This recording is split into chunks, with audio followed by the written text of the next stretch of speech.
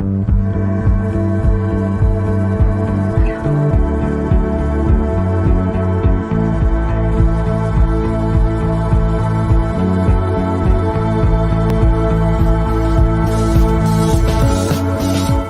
up, everybody? Good morning. Welcome to Thursday's edition of Morning Cup of Hockey alongside Colby, Cohen. I'm Jonny, Lazarus, and we are presented by Betway. If you're going to place a bet on Betway. Please play responsibly. And remember, you must be 19 years of age or older. As you can tell, Colby and I are in different locations right now. But get ready, hockey fans. We told you we'll give you an update on yesterday's show today. Colby and I will be bringing you all the action from the 2024 draft in Las Vegas from June 26th to the 28th. We've got wall-to-wall coverage, exclusive interviews, and expert analysis from your favorite hosts, whether you're at home, at work, or on the go. Stay connected with our live updates and in-depth reports. Don't miss a moment of the excitement as the future stars of the game take center stage. Tune into Morning Cup of Hockey, your ultimate destination for the 2024 draft. Catch the latest episode on the Daily Faceoff YouTube channel or wherever you get your podcast. Colby, I'm excited to be in Vegas. I know you're fired up to be in Vegas, but in Florida right now, I'm actually at the John Boy Studio warehouse right now in Jersey City. So a lot of things are happening for both of us right now. But what's going on? Crazy day in the NHL yesterday. How you feeling this morning? Yeah, I mean, I'm looking forward to Vegas as well because we've got some pretty good guests on tap that we're going to be talking to. And Cole Yzerman is probably, one of the biggest and most polarizing names of the draft. And he'll be with us on Thursday live in Las Vegas. So we'll get an opportunity to talk to him directly. Some other guests that we're going to have, we'll have Cole Hudson, Lane Hudson's brother, potential first-round pick, Camille Bednarik, who's another guy who's on the border of that first round, probably gets drafted somewhere in the first round, actually. And they all do have something in common, Jonny. These are all guys that are going to be you next year. So you can obviously probably put two and two together with my connections there. And some of the prospects that we're going to get. I am going to reach out to Zeev Buium today. I would love to get him on the show. I mean, I think there's potential for him to go as high as, maybe number 2, number 3 overall. We really don't know. And I think really the same goes for Cole Yzerman. I think, he could go number 3. He could go number 10. I think that there's definitely some intrigue about him. So, things are shaping up pretty good at the draft for us. And I think we're going to have Ryan Warsofsky, new head coach of the San Jose Sharks, join us on Friday. I think we're going to get an opportunity to talk to Jay Pandolfo, who will be at the draft, who coached Macklin Celebrini this past year and who is getting ready to coach potentially. BU may have 3 or 4 first-round picks in this draft. Obviously Celebrini, and then you have Yzerman, and then you have Hudson and Bednarik, all kids from the U.S. national team that are obviously not Celebrini, but the rest. So we could have some real studs to talk to next week. Yeah. And then, like we said, we're going to cap it off with, with a couple of coaches and some different people. I will say it's been a little difficult, talking to some of the GMs that I know to try to get them to come on our show just because of the timing of it. Yeah.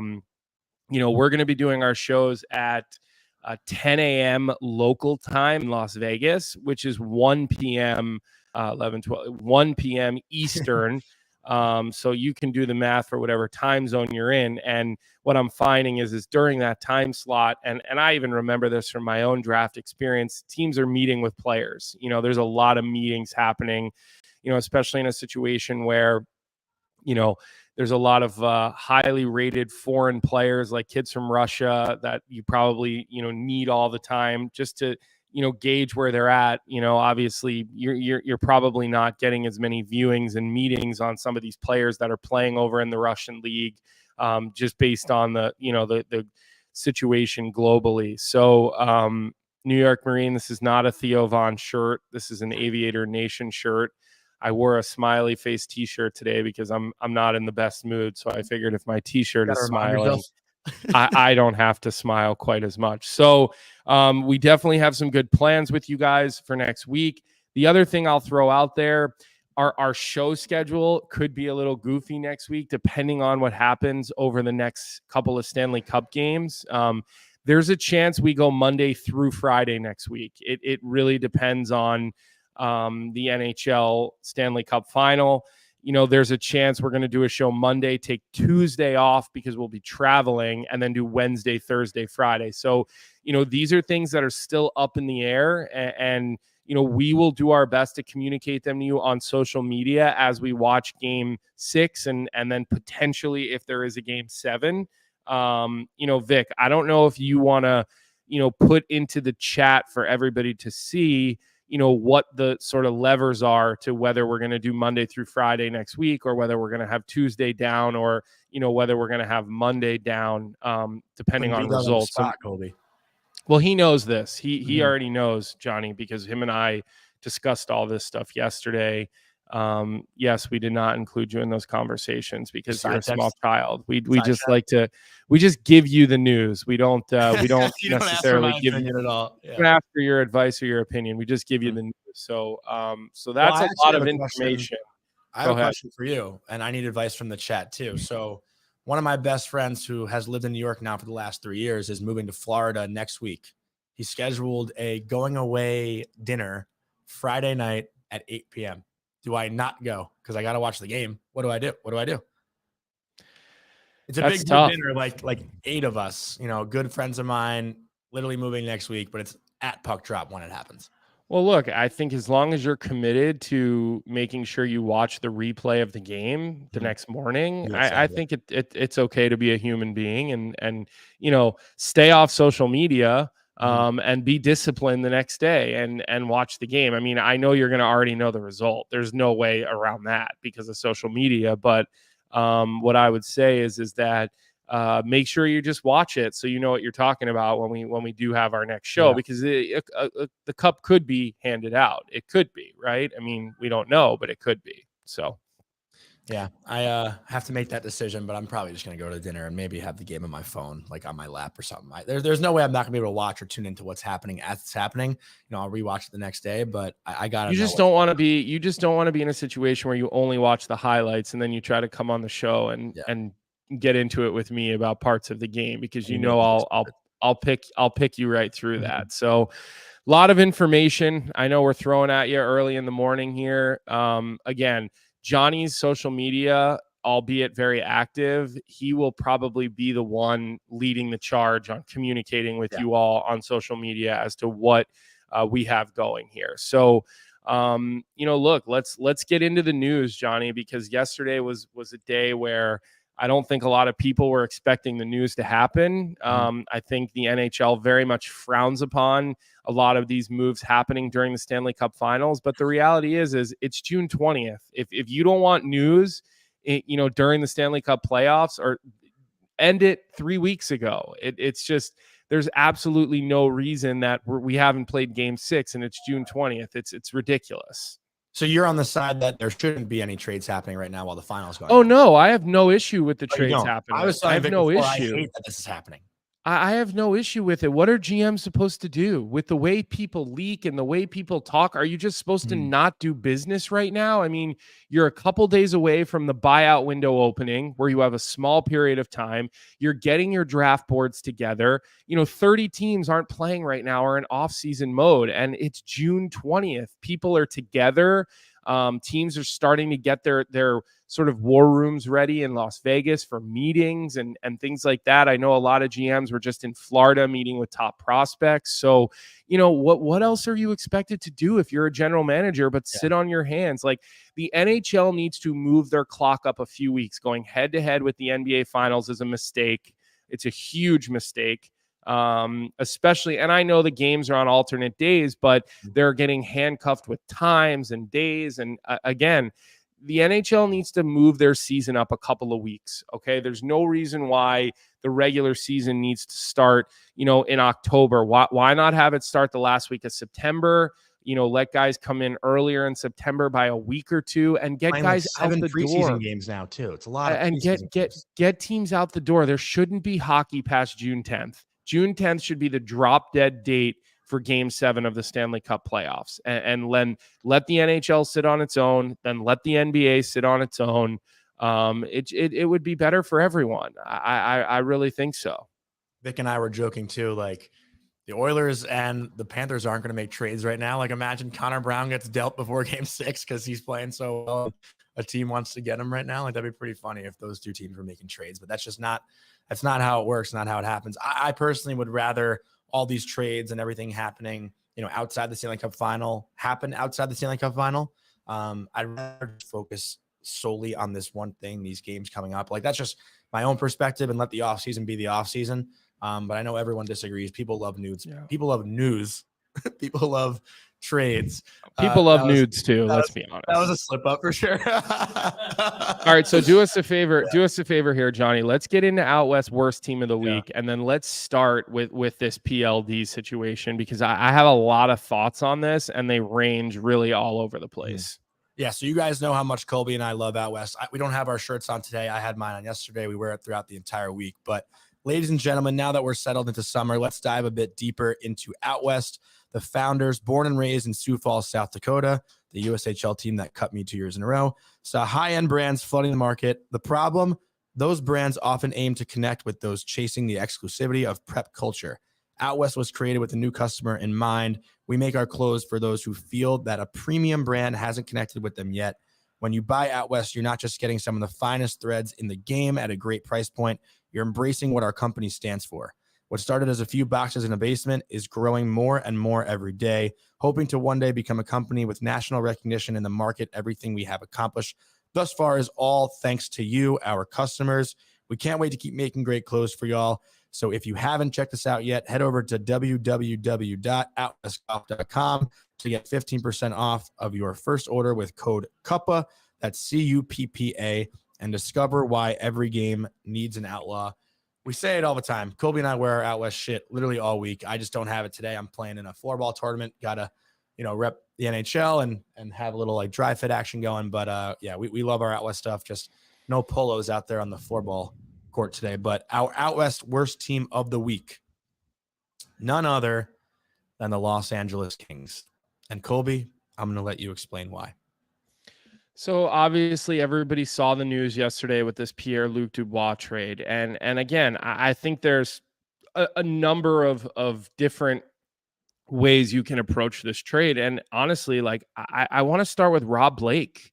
I want to ask the question of, who is monitoring and deciding Rob Blake's fate? Because, everybody's saying yesterday, Rob Blake, made the right decision. He cut his losses. He didn't double down. And I don't disagree with any of those sentiments, but how many of these major screw ups do you get where you're making decisions and taking big swings and really falling on your face? And I want to go back to even the previous years where he signed Cal Peterson to a 3-year, $5 million a year contract, and he gave him a 10-team modified no trade clause, and then he had to pay teams to take him. They end up giving a second-round pick. They end up going into a 3-team trade with the Flyers. The Flyers end up getting Sean Walker back in that deal, right, for Cal Peterson, in which they flipped into a first-round pick at the trade deadline with Colorado. I believe it was a first. Maybe it was a second. I forget that exact trade. So the Flyers end up with 2 seconds and a first-round pick from Columbus and in the 3-team deal just to take Cal Peterson. Now, look, Cal Peterson is probably going to get bought out by the Flyers this year. But, Rob Blake gave him a 3-year, $5 million a year deal. He did not treat Jonathan Quick very well in the way that it ended there. I'm talking screaming matches between Rob Blake and Jonathan Quick, guys that were once teammates in Los Angeles. When he traded Quick, all right, he didn't even do it. He didn't even sit down and have a conversation with him and say, hey, I'm shopping you. There was zero respect given from one, Hall of Famer to another. I mean, I think you could argue that Quick's place in the history of the game is on a much higher pedestal than Rob Blake. So you'd think Rob Blake, as a guy who was a a star player and a big time name in the game would understand that. So I think Rob Blake deserves a lot of criticism here for the contract with Cal Peterson and how much the Flyers ended up were able to get just to take on that bad contract, and obviously figure Columbus into that deal too, because they are the ones who ended up with Provorov. And then he goes out, he gives up Velarde, who had 36 points in 46 games this year. He gives up Iafallo, who's a real serviceable forward, probably more of a depth player, but can play anywhere in your lineup. Kupari, the 37th pick, okay, and then gives PLD an $8.5 million a year deal with, hold on, and I have it written down here. He's got 4 years of a no move clause and 3 years of a modified no trade clause. Now, luckily, that doesn't kick in till July 1st. Okay. Year one didn't have it, so maybe he knew something we didn't. So we'll give him a little bit of credit there. But I mean, this is really bad asset management. You just gave 2 massive contracts out to 2 completely underperforming players, and then you had to give up a ton. And I'm including Cal Peterson in this because you had to give up a 2nd round pick and Sean Walker, who was flipped into a 1st round pick. All right. And so the asset management here by Rob Blake is absolutely terrible. You had to fire his coach. Players don't want to play in that system. It sounds like guys are unhappy there. Jonathan Quick, who is just a beloved guy and everywhere he goes, basically wanted to, give everyone the finger on his way out the door by the way his situation was handled. So I'm just wondering, how long is Luc Robitaille going to allow Rob Blake to have this middling franchise not compete, not have direction, not manage assets properly? I mean, to me, these things are the kiss of death for a general manager. And, I just don't see why people are saying, oh, well, Rob Blake owned up to his mistake and Rob Blake, didn't run it back and Rob Blake, did what he had to do. I mean, I don't know, Johnny. Like, I think we're giving the guy too much credit and we're forgetting about all these massive mistakes. I agree. And I'm actually looking at the chat right now. MYR Marine said, don't disagree with Colby, but this week isn't the week to say LA is the worst. They got off a bad contract, which is a win. But when Colby just listed all the people and players and a pick that they give up to now in return, get Darcy Kemper. I agree. That's another bad. Listen, we're talking about now, right? We are no longer talking about, oh, you got rid of $8 million. They didn't get rid of $8 million. They got rid of $3 million. Okay. They shook up their whole roster for Darcy Kemper. I'm sorry. They got rid of 8 and they brought on 5.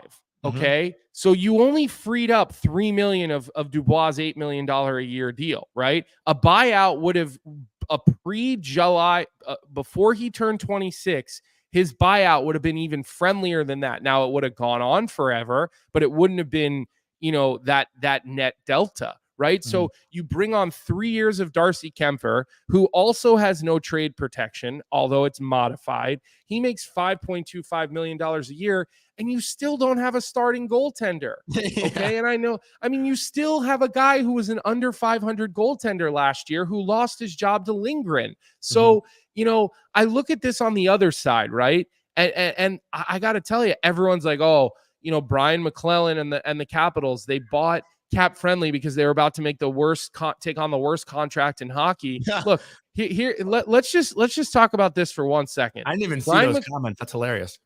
Brian McClellan, all right, has been Tommy T. I have zero history with Blake or Robitaille. I see that in the chat. I have literally zero. The only history I would say I have is growing up. I thought Rob Blake was incredible. He was one of my favorite players.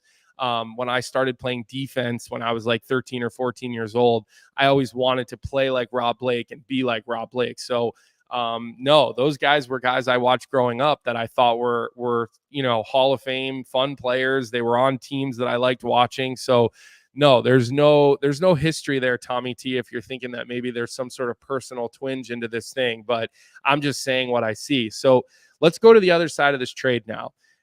They get Pierre-Luc Dubois for 7 more years at $8.5 million a year. And let's just think about Brian McClellan. All right. He's been with the Washington Capitals for 23 seasons now. He was assistant GM before he was GM. He was head of player personnel, and he was a scout. He's been with this organization for 23 years. This is his 10th year as the general manager. All right.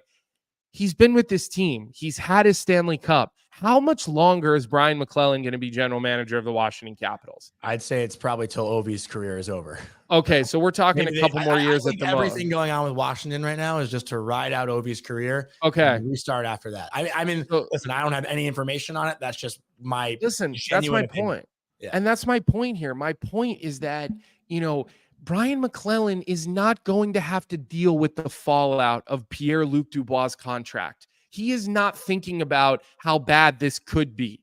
Brian McClellan is saying, I just got off a $5.5 million backup goaltender, okay? Mm-hmm. And I took on $3 million in additional salary for a guy who, look, could he be a complete failure? Yeah. Could he be a home run and get happy playing with Ovechkin, with a young coach in Spencer Carberry, who is the most unreal guy to ever play for? I only played 2 games for Carbs. It was a conditioning stint, but honestly, unbelievable guy. I mean, you go through a wall for this guy. And that's something I wanted to bring up too. And I'm happy you said that, though. I don't mean to jump in, but go ahead. No, you're on the show too, and I know I'm ranting. No, but also you have the perspective of playing for Carberry. You know how these situations work too. You've been in it yourself. I haven't been in these situations, in my own life. But Carberry is a great point, and I think PLD, I don't know him. I've never met him. I've actually heard some good things about him as a guy, not sure as a teammate. But if there is one coach that can get through to him, it might be Spencer Carberry. I mean, I had the chance to cover the first round series, Rangers Capitals. And granted, it wasn't much of a series. It was only 4 games. But Carberry and my friend Chase Prisky, who's in Hershey, I've talked to Chase about how he feels about Carberry. There's only good things to say about Spencer Carberry. And I think maybe that's a reason why they feel PLD can come in. Yeah. And I don't want to call it a fresh start, but maybe just a mental reset. A fresh start isn't the right wording, I think, for this, because he's had his fresh starts, I feel like, but the mental aspect of it, I think, is important. It's another fresh start. It is. Anytime you go somewhere new, you get an opportunity for some level of a fresh start. I disagree, though, Colby, because like a line A fresh start, I don't know if the baggage is as heavy as PLD. Like, yeah, okay, that's fair. We're not just going to erase PLD's history and call it a fresh start, right? Like, there's going to be the criticism right off the bat. Like, if he plays his first 5 games and he stinks and his body language sucks, no one's going to give him a break. So no, I agree. I think it's a little bit different. It's a fair point. You're right. It is a different type of change of scenery, maybe not a fresh start, but look, you said so Darcy Kemper's got 3 years left on his contract, a terrible contract. All right. Brian McClellan's probably only got 3 years left as the general manager before he, becomes some sort of position there and they give him a corner office and he's no longer the general manager. I mean, he's the president of hockey ops too, but he'll either go somewhere else or he will just retire and be special advisor to the owner or whatever the title may be. But he's not going to last more than 3 more seasons. He's just not. So he's like, all right, I'll take $3 million a year in additional salary for a guy who could be a home run. Like he could be, he could be. And I don't know. He's going to play in an offensive thinking system with a younger coach. And look, I think that you're going to get way more out of him in Washington than you would have got in LA playing a 1-3-1, in a much different type of atmosphere. So I think that Brian McClellan doesn't care about, look, what am I going to have to deal with in 4 to 5 years with PLD? He's not going to be the GM. Okay. None of these guys are thinking about life that far out anymore. The general managers that sit on their hands and think too much about the future, other than Kyle Davidson, Mike Greer, some of the guys who are in rebuild mode, no one else can do that because people get hired and fired way too often now. It's like the not Magic Johnson, I ain't gonna be here. So I don't think this trade is as bad and as crazy for Washington as everybody is saying. Again, I'm not defending PLD. Remember when I said he had the biggest loser mentality in the NHL on this show months ago? I'm not changing my opinion on that. I'm just saying, zoom out, look at it from 50,000 feet, look at the contracts, look at the years, look at the general managers who are involved here. Both guys are at the end of their rope. Okay. And think about it from those perspectives. And I think that, maybe it gives you an opportunity to look at this in a little bit of a different light. And again, I'm not defending the move, but I think that this is worse. Like, I think people are giving Rob Blake too much credit and Brian McClellan too much shit here. I agree. I don't think that's how you should be looking at it. And one more point I wanted to make, and I apologize if you kind of touched on this already. I got a little bit lost in the rant there, but on the Capitals side, they also just got rid of a 34-year-old, essentially backup goalie for $5.25 million. That is getting rid of a bad contract as well, right? Exactly. So you talk about LA getting rid of a bad contract, but now Washington's essentially doing the same thing, and it's not looked at the same way, but it should be, because if you're not going to use Darcy Kemper as a starting goalie, why the hell are you wasting $5.25 million?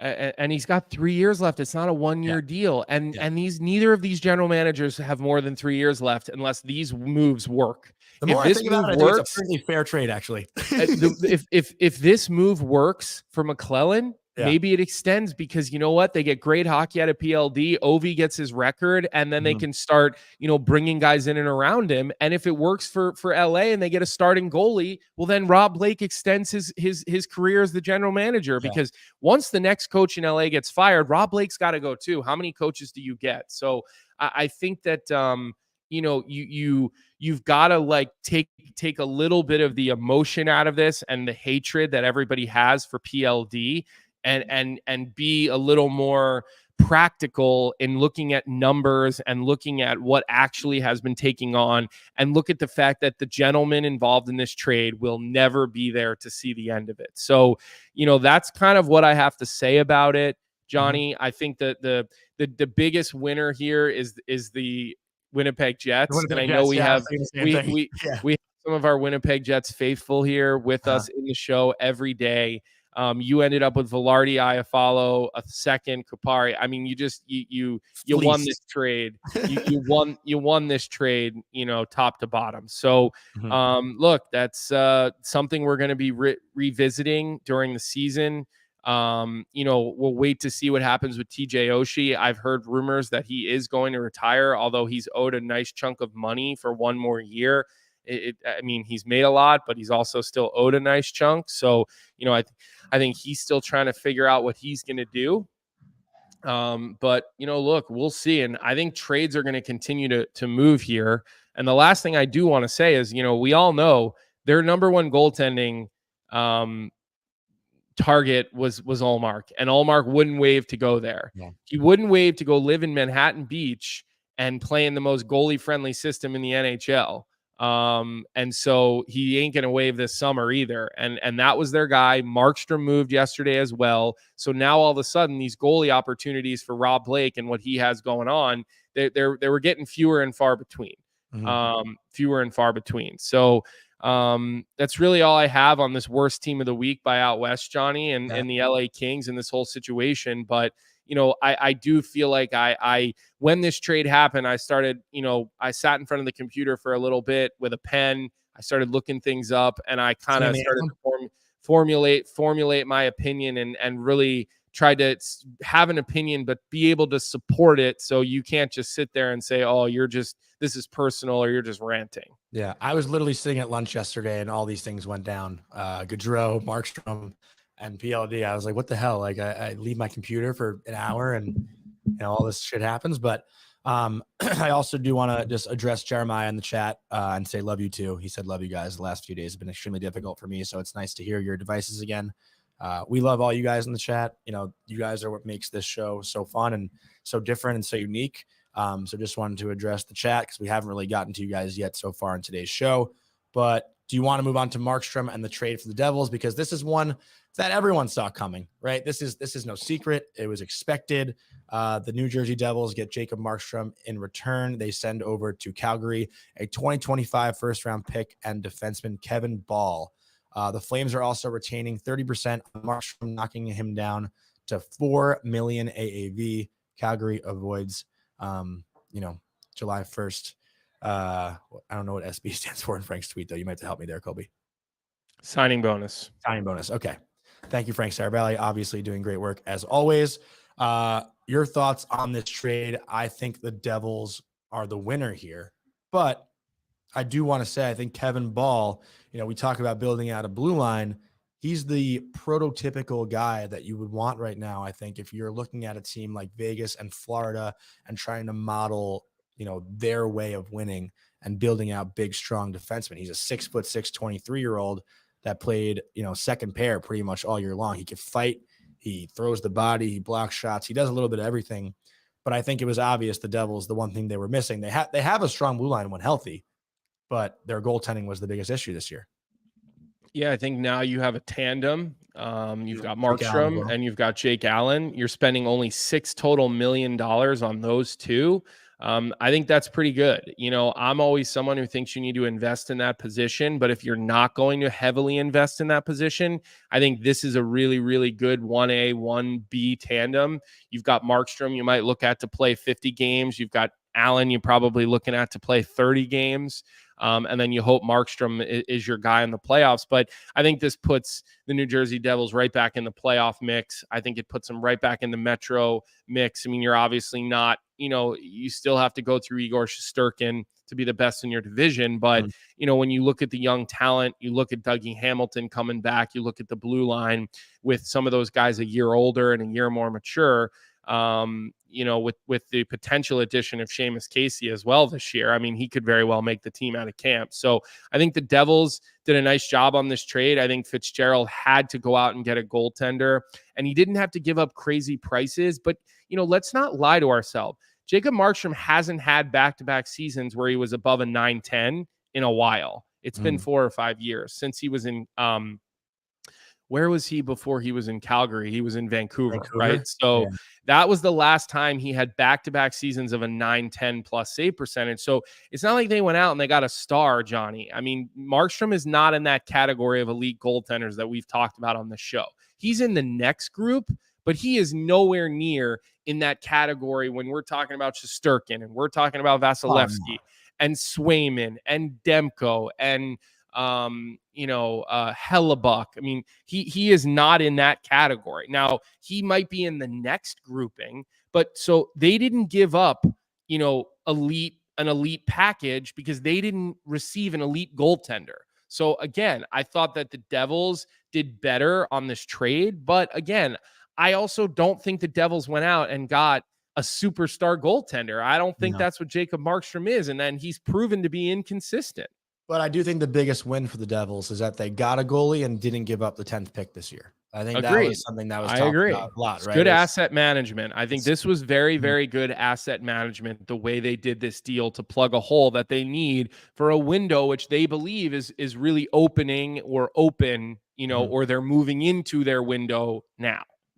Are you concerned, though, at all with Markstrom's age? I mean, he is. I'm concerned with his inconsistency. I'm concerned with the fact that when a guy tells you who they are over a long period of time of being inconsistent, I'm concerned about that. Well, and the New Jersey Devils are not some goalie-friendly system. You've got a bunch of offensive-minded defensemen that like to make plays. They like to jump up in the rush. They like to be involved in the offense. So your goaltender has to make saves if you're a New Jersey Devil, in order to, you're not insulating them into a 1-3-1 or a neutral zone structure that doesn't give up a lot of offense. Was he a Vezina finalist 2 years ago? I want to look that up. I don't know. All I know is I was on DFO Live yesterday and we had his stats and we talked about the fact that hasn't had back-to-back 9-10 seasons since he was in Vancouver. He finished second in Vezina voting, though, in 2022. In 2022, he was unbelievable. Okay, and then in 2023, they had that second round series against Edmonton where they lost in 5. But yes, the last two seasons he's not as strong. And he got lit up. He's shown he's at least he got lit up. Capable of it. That's what he's capable, but it seems like an every other year proposition. So that's where I talk about consistency. So I'm not going to put him in that elite category if he's not showing the consistency. So look. it filled a need. The deal got done. It filled a need. Calgary's rebuilding. They're looking for prospects. They're looking for, they're not afraid to retain a little bit of money. It was the right deal for both teams. But I do think the Devils probably, again, did a little bit better than Conroy and the Calgary Flames. MYR Marine strong disagree. The 2025 first, if it's under 20, will be a better pick than 10th overall this year. Most prospect guys would agree with that. Yeah, but you don't know what it's going to be next year. You don't. So it's kind of hypothetical right now, right? Like the 10th this year, they could still trade the 10th pick this year if they want to get another defenseman. But it's top 10 protected though. The trade is top 10 protected. Next year's. Yeah, exactly. Yeah. So it's like if it falls deeper, then they move it, right? Mm-hmm. So it's so that was the other trade that happened yesterday. We haven't hit on the fact that Ty Dellandrea was traded, former first round pick. He's moving on to the San Jose Sharks. So they're doing a little bit of a deal with each other for a 4th round pick. I think Dellandrea is a guy who I think a lot of people think there's more to unlock, but just don't think that potentially, a new change of scenery, more opportunity. He's still playing behind, all those high-end guys in Dallas. And, it just hasn't really worked out for him with Pete DeBoer. I just think that they constantly are left wanting more with a guy like Dellandrea. This is one of those where we'll just have to wait and see what he develops into. He's also still young. He's 23 years old. Yeah, I don't have a crazy strong opinion on it. I think that this is something we've got to wait a year, 2 years to really look at and say, was this magical work by Greer? Was this him taking a shot on a guy, giving him a new change of scenery with more opportunity than he was having in Dallas, that he'll have in San Jose? I don't have a super strong opinion about this. Look, we're talking about a young NHL forward for a draft pick that's still working his way through. So we're going to give him the time to work his way through. One thing I will say though, you think back to that big Game 5, Dallas Vegas last year. It's Dellandrea who has those 2 big goals on the road in Vegas to extend that series to a 6th game. That's a while ago. It's last year. I know, but I'm just saying. No, but he scored. I think he scored a goal this year too when he got put in the lineup in the playoffs. I'm forgetting which game it was this year. It was like a rebound goal.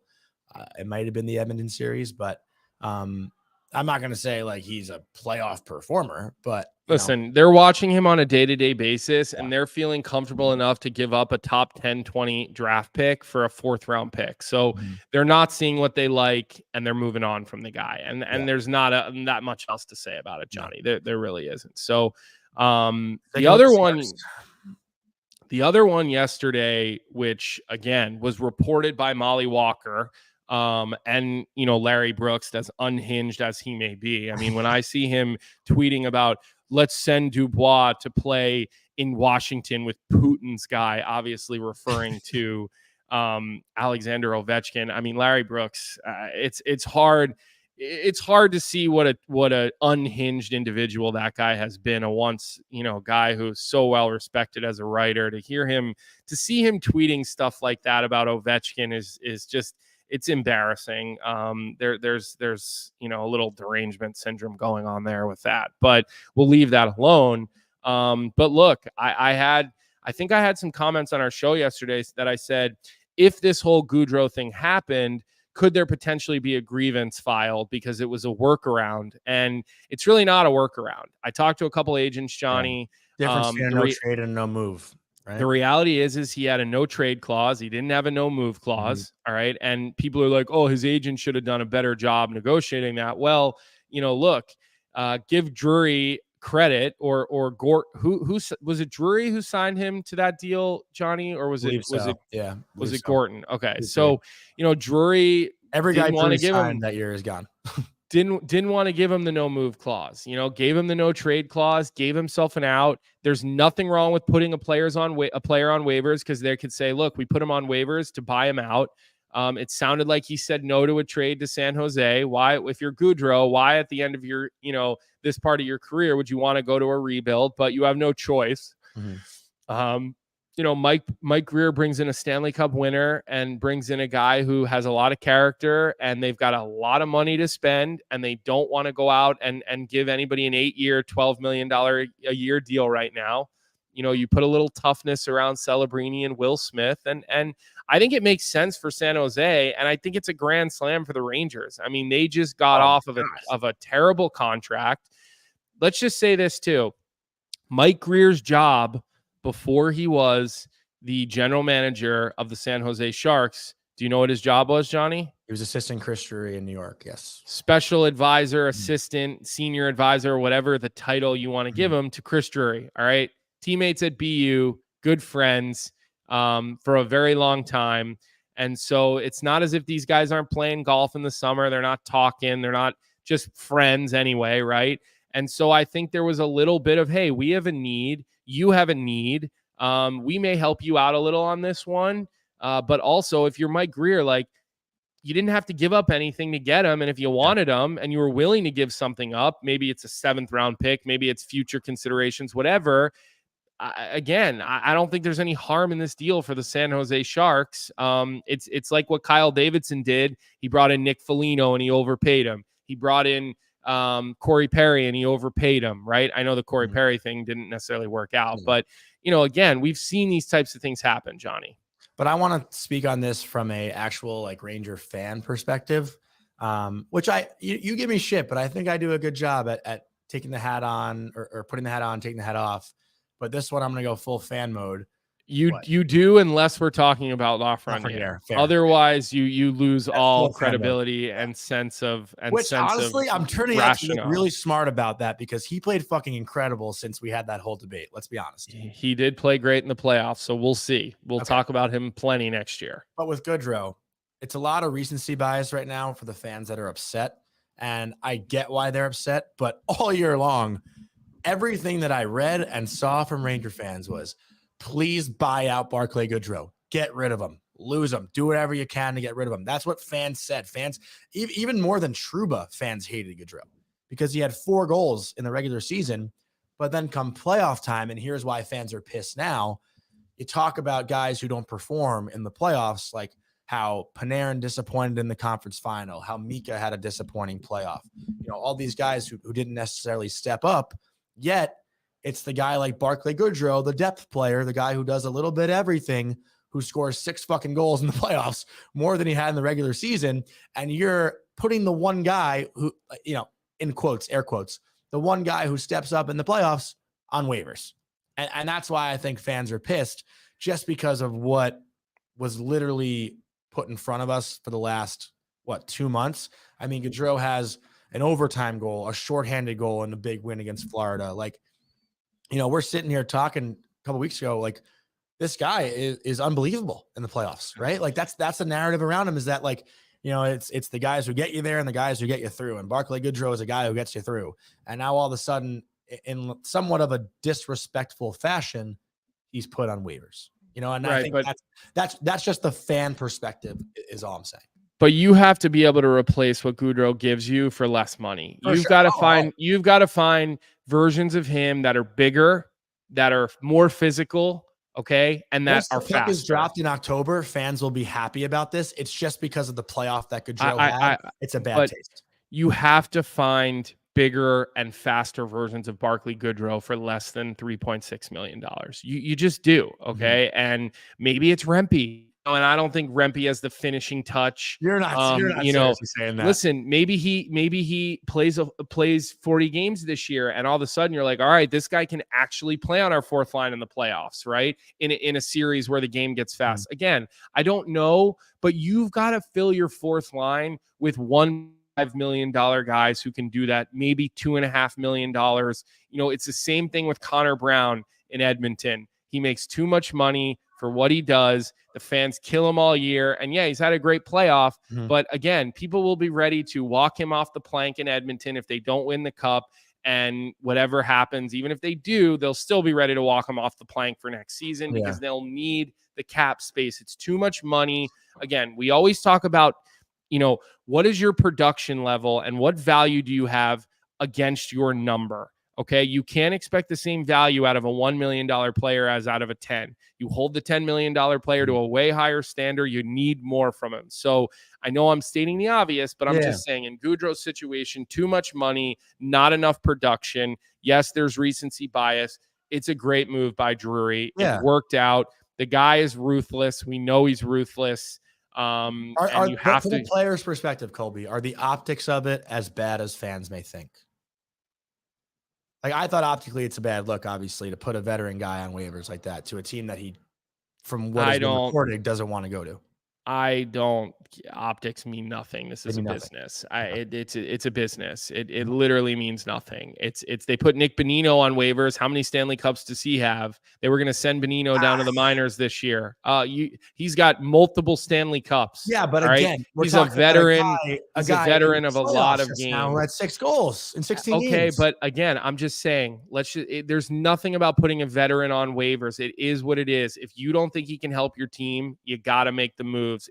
Sitting on that because you're worried about optics will make it so you don't have a job very long. So, all right, well, now we have Charles Ferris in the chat saying Jacob Trouba's got the same situation. He has a no trade, not a no move. Do you put him on waivers too? Well, he's your captain, okay, and there's nobody who's going to take nobody's going to take on his salary. You're talking about a much different situation. You're talking about the San Jose Sharks who were interested in trading for this player. Okay, so there's interest in him. All right. Do you think there's that level of interest for Jacob Trouba? I have no idea. Okay. And listen, maybe they do have to make some sort of hard level decision with Trouba. But again, I still think Trouba can be a good player for the Rangers. I still think he's a useful player and a leader for the Rangers. He wears your C. You put that on him for a reason. So we'll see. I don't want to go down that rabbit hole too much of hypotheticals. No, I really don't. Let's react to the news. Let's give our opinions on it. Let's flush it out. And then it was just part of the optics conversation of like, would you do that to a captain? I mean, because Barclay Goodrow was an alternate captain. Yeah. All right. Well, look, I know you don't have a ton of you don't have a ton of time today because you've got a pretty busy day. So let's get into our Parasso playoff preview here. Let's briefly talk about Game 6 because we will not have a show on Friday. We'll give you our Betway bet of the day, and then we'll see everybody hopefully Monday. All right, so this is our Parasso playoff preview, the most complete choice for shaving and beard care, made in Italy since 1948. Parasso has been a staple of Italian culture and barbershops globally for 4 generations. So get 15% off at parasso-usa.com with our promo code hockey15. That's in all caps, hockey15. And I'm just going to say it, Colby. I think the cup gets handed down on Friday night. I think Florida finds a way, finds an answer, and I think they win this thing on the road. And I do say that feeling horrible for Edmonton fans if they have to go through that, because their buy-in and their belief right now is probably at the highest it's been since the playoffs have even started. But something just tells me, I'm not betting against Edmonton to win 3 in a row. I'm betting on Florida not to lose 3 in a row. That's kind of where my mind is right now. What do you think? Well, look, we've gone this far. I'm going all in for a Game 7. I mean, I want that. I'm rooting for that. We've gotten too far to not have the Edmonton Oilers, force a Game 7. The greatest 2 words in the NHL playoffs. And so, I'm hoping that McDavid continues this run. I think he's going to continue this level. I'm seriously concerned about Sergei Bobrovsky. I really am. I think Stuart Skinner is sitting there feeling really confident. You look at his numbers in games 4 through 7 in the playoffs. They're a hell of a lot higher than games 1 through 3. And I think as a player, you keep telling yourself that. You convince yourself there's something there, and that continues to make you confident. And I think Stuart Skinner looks like the more confident goalie right now, and consistently in the playoffs, goaltending. The team that's given up soft goals is the team that doesn't win. And, we looked at the goals yesterday from the game. We disagreed a little bit. I thought that, Bob is not playing. Bob has got a 769 in his last 2 starts. I think we agreed. It was just that one goal that we didn't agree on. It's just Bob is playing at a 769 in his last 2 starts. I just think at this point, I think that the Edmonton Oilers are going to win this hockey game, and I think they're going to kick it back to Florida. And then at that point, I don't know. I'm not ready to say. I don't know. I really don't know. And so where I've said I hope I'm wrong a number of times, I hope I'm right here because I want Game 7. We've gotten to this point, and I know it's like, geez, this playoffs are still happening, and then we're gonna have another 2 days off between Game 6 and 7. It's like this is a never-ending series combined with the 5-day off to start, Jonny. But I think we're still going to be talking about come Monday. I think we're going to be preparing for a Game 7 and doing a Game 7 preview show on Monday. Yeah, and I want to address how you said, one of my best friends, Chase Geloza, actually said it when the Knicks were in Game 7. Game 7 is the best 2 words in sports unless your team is in it, because then it's a full-on heart attack for 3 hours. I cannot imagine watching my team play in Game 7 of the Stanley Cup Final and knowing Edmonton fans, not knowing Florida fans as well, but I do know a couple. I cannot imagine what that experience would be like. But I hope you and I get to see it because we don't really have a dog in the fight. Want to get into Betway? Yeah, let's get into Betway. Let's talk about it. Let's save. Look, we'll obviously have a full episode of a Game 7 preview on Monday. Mm-hmm. But yesterday, look, I think we talked about this series, for almost 45, 50 minutes yesterday. We talked about, Game 5. We talked about what needs to change for Game 6. So, I think anything we talk about today, we'd really just be repeating. Yeah. And other than the fact that the goaltending and will Leon Draisaitl, is he really badly hurt? Are we going to find out he's playing with a broken wrist or a broken hand or God only knows sides what? Probably everybody's banged up at this point, but he's just been super invisible.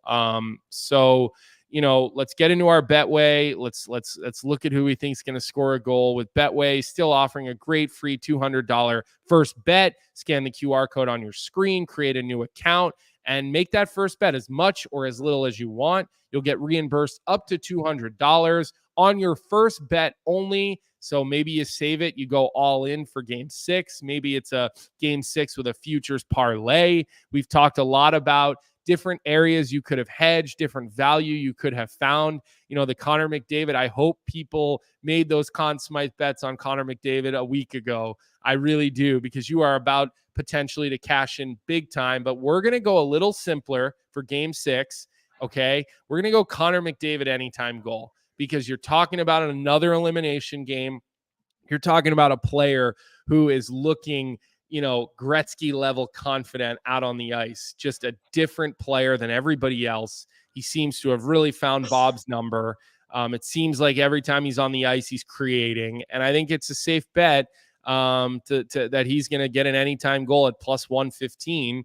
And he's only had 8 goals in the playoffs, and he had 2 last game, right? So, most of his points has come in the form of assists, but in these big moments, it's going to have to come from his stick, Jonny. So pretty I think that's at this point. Good. Yeah. We've hit our last couple. We've been riding on a pretty good streak here. Hopefully we've got another bet we've got to place on Monday's show. If not, things we may have to get creative and start, looking at draft odds and bets of things happening around the draft. So I know you've got a busy day ahead. I'll be, doing a little family thing here in Florida today. But give you the final word here, Jonny, before we say goodbye to everyone today. Yeah, like you said, great job. I hope we're talking about a Game 7 come Monday. I just want to take a quick second to thank the chat. Thank Vic. Thank you to BBD and John Boy Media for letting me use their beautiful studio here. I'm excited to go play in this floorball tournament, which will be pretty cool content series coming out a little bit later this year. But and I was just going to say, just remember, next week, our shows, Wednesday, Thursday, and Friday, they will be at 1:00 Eastern, live from Las Vegas from the Cosmo. We will have a ton of prospect guests. We'll have some NHL coaches. We'll have some college coaches. It'll be a lot of draft coverage, a lot of different things happening there. We also have a massive free agency show planned. Tyler Yaremchuk will be hosting. Carter Hutton, myself will be the main panelist. Frank Saravalli, our insider, obviously breaking all of the free agent signings. So subscribe to the DFO YouTube channel. if you're not, because you'll see all of this content, including all the draft previews coming out with Stephen Ellis over the next couple of days. And if you enjoyed this episode, give our show a like. Yesterday, we did really good numbers on our show yesterday, and it was one of our most liked episodes that we've ever done. We had a massive live audience. We had great follow-up throughout the rest of the day, and a lot of it has to do with all the likes and all the algorithm help you guys are giving us. So throw us a like, subscribe to the YouTube channel, stick with us. We'll continue to update you guys for next week's shows. We will continue to, communicate with you on Twitter, on social media about our schedule for next week, depending on what happens in game 6 and 7. Vic, good job producing today. I know we didn't ask a lot of you, so a little bit of a lighter day there for you in Toronto. Jonny, go play your floorball tournament. Do us a favor. Wear a face mask. All right. You can't damage that face quite anymore. All right. We know how these things usually work. They can come we know how these things usually work out for you. Yeah. But I just wanted to, NYR Marine said, great job, Vic. Good job, Colby. Keep your head up. Average job, Jonny. You said nudes. No one actually attacked me for saying that. I was surprised. There was a couple people who commented in the chat. There were. That kind of went under the radar, but good job, everybody. Love you guys. We'll talk to you on Monday. Everyone enjoy the weekend, and let's go Oilers. What's up, hockey fans? If you enjoyed that video, then you need to be hitting the subscribe button right here at Daily Faceoff. Exclusive interviews and analysis from our hockey insider Frank Saravalli, fantasy updates from Brock Sagan, and a daily live show at noon Eastern, Monday through Friday. You don't want to miss any of the fantastic content